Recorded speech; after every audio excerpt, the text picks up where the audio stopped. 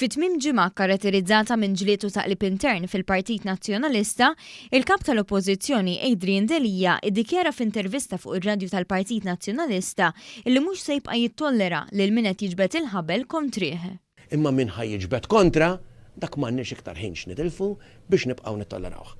Inqas minn ġimgħa wara l-ikbar żewġ telfiet elettorali li qatt partit mill-indipendenza l-hawn, Delia saħaq li l-Partit Nazzjonalista ma jistax jibqa' sejjerek. Ma nistgħux nibqgħu sejrin hekk, hemm il-manuvri fil-politika, hemm il-backstabbing. Il-Kap Nazzjonalista tefa' t-tort tat-telfa fuq il-fazzjoni ta' Simon Busuttil li fi kliemu waqt il-kampanja elettorali bdiet tfixkel u tibgħat messaġġ il-kontra ta' dak li beda jibatu.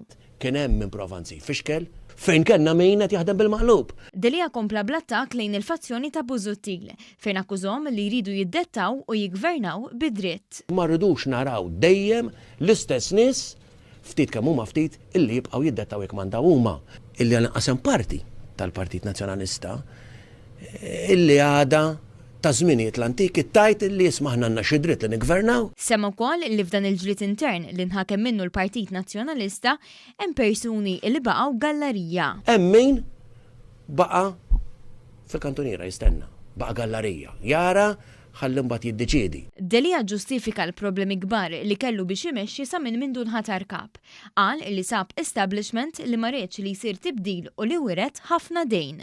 Kont wieħed minn dawk illi qatt diversi drabi li hemm establishment fil-Partit Nazzjonalista. Kien hawn min għamel minn kollox minn biex ma jsirx dan it-tibdil. Nasibna problemi finanzjarji kbar 25 sena.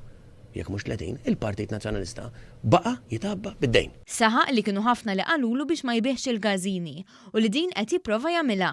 Minkejja li fl-aħħar sigħat ħarġu rapporti fil-medja li se jinbijaw il-gażini fil-Belt Valletta u f'Birżebbuġa. Kien hemm min jgħid isma' tbijawx il-każini u hekk qed nipprova nagħmel. Dwar il-laqgħa tal-Eżekuttiv li fost ġlied u riżenji rat lil Jean-Pierre Debonu jħossiġġu parlamentari ta' David Stellini, Delia qal li di ma kienx deċiżjoni li seta' jieħu waħdu.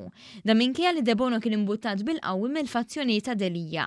Hawnhekk akkuża lil predeċessuri tiegħu li kienu jindaħlu direttament fi proċessi simili. Ġieli kien hemm kapijiet ta' partita qabli li taw direzzjoni ċara u għalus ma jina rrid il-dakum mhux il-liħor. U minkejja li intażel deputat minn Malta biex jimla siġġu fawdex, Delia b'mod surreali iddikjara li l-partit tiegħu huwa l-partit ta' Għawdex. Aħna l-partit ta' Għawdex. F'akkuża oħra lejn il-fazzjoni ta' Busuttil, Delia ddikjara wkoll li għal din il-laqgħa tfaċċaw nies li ma kontribwixxewx fl-aħħar sentejn. Rajna ħafna uċuħ ġodda illi fl-aħħar sentejn ma kinux hemmhekk.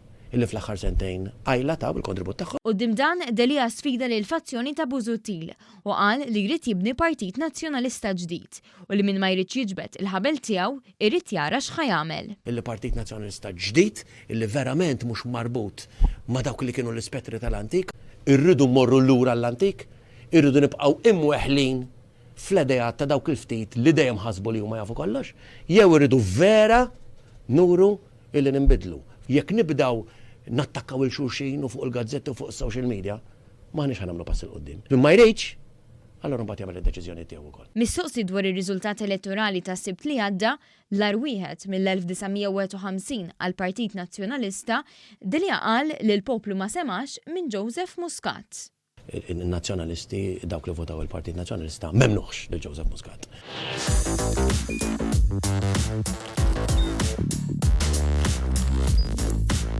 Idħol fuq one.com.mt u hemmhekk tista' tara l-programmi kollha li jxandru fuq One permezz ta' One Play.